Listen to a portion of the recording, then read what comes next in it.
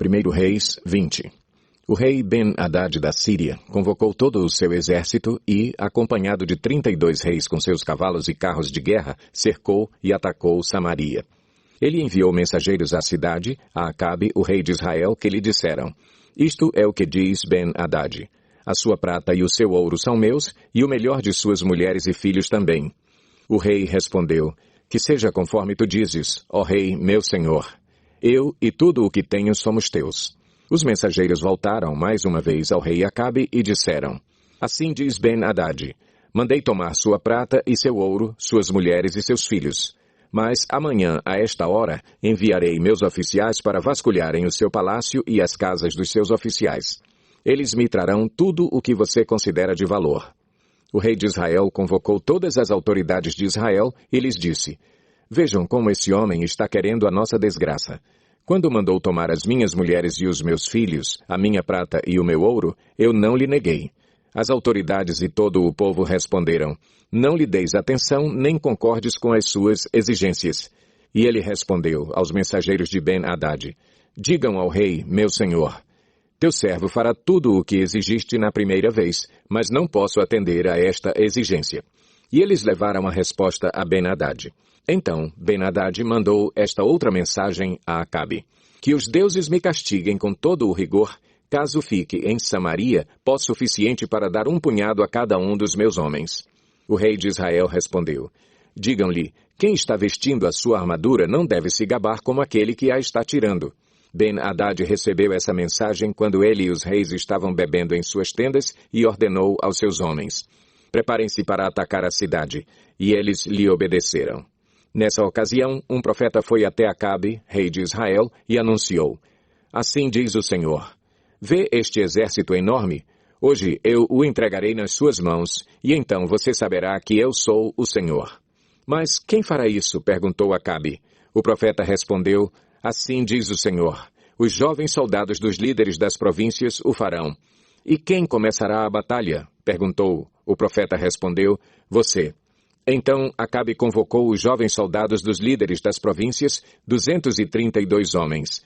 Em seguida reuniu o restante dos israelitas, 7.000 ao todo. Eles partiram ao meio-dia, enquanto Ben-Hadad e os 32 reis aliados a ele estavam se embriagando nas suas tendas.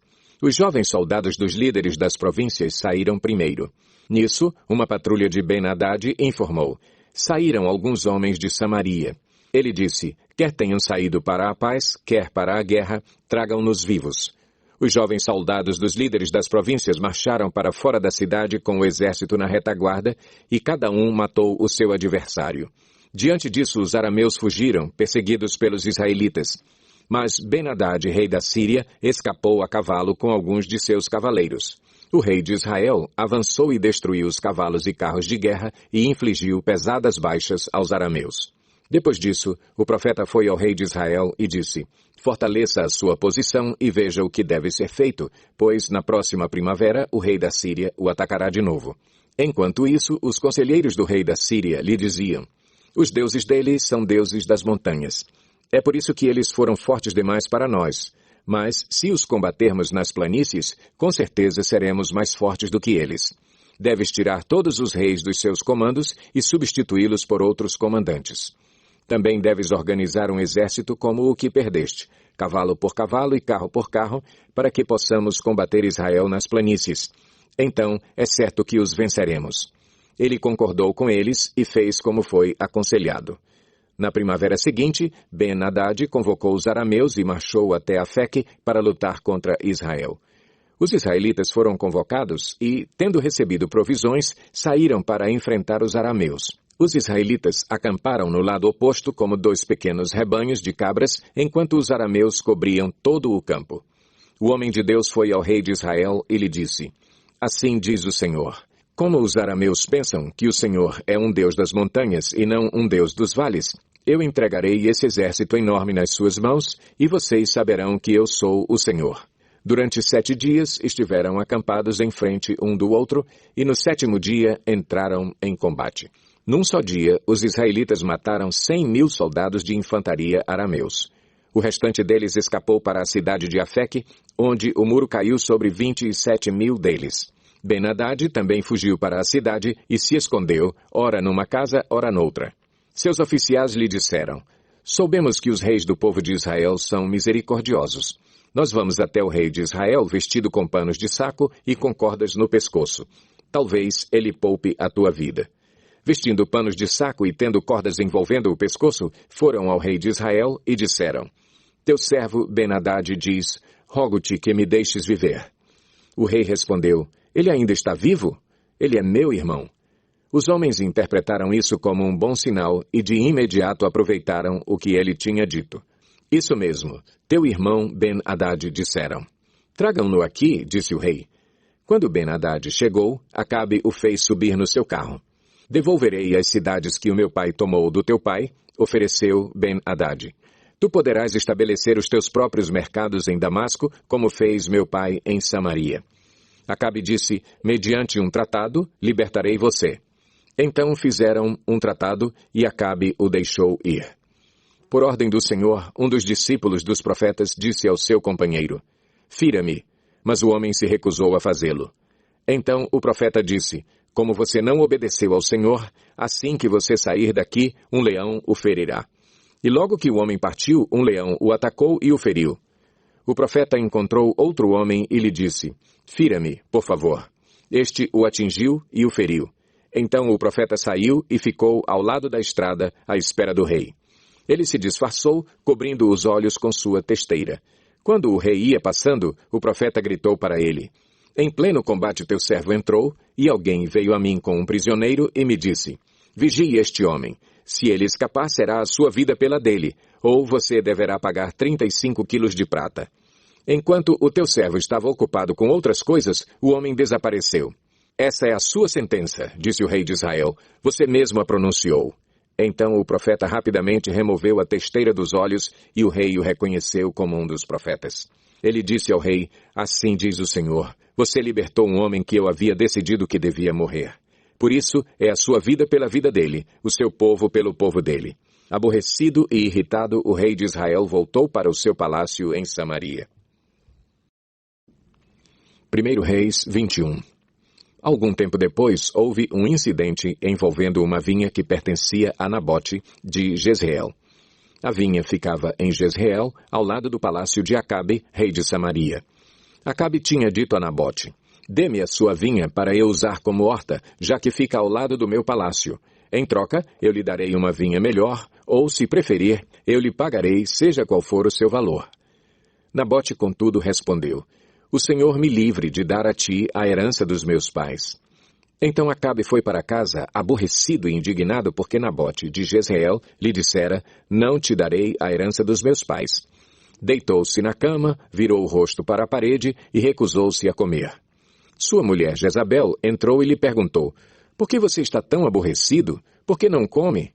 Ele respondeu-lhe: porque eu disse a Nabote de Jezreel: venda-me a sua vinha, ou, se preferir, eu lhe pagarei outra vinha em lugar dessa.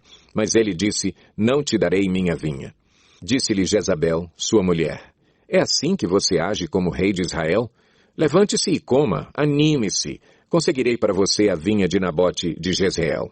Então ela escreveu cartas em nome de Acabe, pôs nelas o selo do rei, e as enviou às autoridades e aos nobres da cidade de Nabote.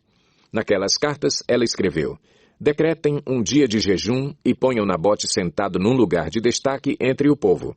E mandem 2 homens vadios sentar-se em frente dele e façam com que testemunhem que ele amaldiçoou tanto a Deus quanto ao rei. Levem-no para fora e apedrejem-no até a morte. As autoridades e os nobres da cidade de Nabote fizeram conforme Jezabel os orientara nas cartas que lhes tinha escrito. Decretaram jejum e fizeram Nabote sentar-se num local destacado no meio do povo. Então 2 homens vadios vieram e se sentaram em frente dele e o acusaram diante do povo, dizendo: Nabote amaldiçoou tanto a Deus quanto ao rei. Por isso o levaram para fora da cidade e o apedrejaram até a morte. Então mandaram informar a Jezabel: Nabote foi apedrejado e está morto. Assim que Jezabel soube que Nabote tinha sido apedrejado até a morte, disse a Acabe: levante-se e tome posse da vinha que Nabote de Jezreel recusou-se a vender-lhe. Ele não está mais vivo, está morto. Quando Acabe ouviu que Nabote estava morto, levantou-se e foi tomar posse da vinha. Então a palavra do Senhor veio ao tesbita Elias. Vá encontrar-se com Acabe, o rei de Israel, que reina em Samaria. Agora ele está na vinha de Nabote para tomar posse dela. Diga-lhe que assim diz o Senhor. Você assassinou um homem e ainda se apossou de sua propriedade? E acrescente, assim diz o Senhor. No local onde os cães lamberam o sangue de Nabote, lamberão também o seu sangue. Isso mesmo, o seu sangue. Acabe disse a Elias, então você me encontrou, meu inimigo? Eu o encontrei, ele respondeu, porque você se vendeu para fazer o que o Senhor reprova. E ele diz, vou trazer desgraça sobre você. Devorarei os seus descendentes e eliminarei da sua família todos os do sexo masculino em Israel, sejam escravos ou livres. Farei à sua família o que fiz a de Jeroboão, filho de Nebate, e a de Baasa, filho de Aías, pois você provocou a minha ira e fez Israel pecar. E acerca de Jezabel, o Senhor diz, os cães devorarão Jezabel junto ao muro de Jezreel. Os cães comerão os que pertencem a Acabe e que morrerem na cidade, e as aves do céu se alimentarão dos que morrerem no campo. Nunca existiu ninguém como Acabe, que, pressionado por sua mulher Jezabel, vendeu-se para fazer o que o Senhor reprova. Ele se comportou da maneira mais detestável possível, indo atrás de ídolos, como faziam os amorreus, que o Senhor tinha expulsado de diante de Israel. Quando Acabe ouviu essas palavras, rasgou as suas vestes, vestiu-se de pano de saco e jejuou. Passou a dormir sobre panos de saco e agia com mansidão. Então a palavra do Senhor veio ao tesbita Elias. Você notou como Acabe se humilhou diante de mim? Visto que se humilhou, não trarei essa desgraça durante o seu reinado, mas durante o reinado de seu filho.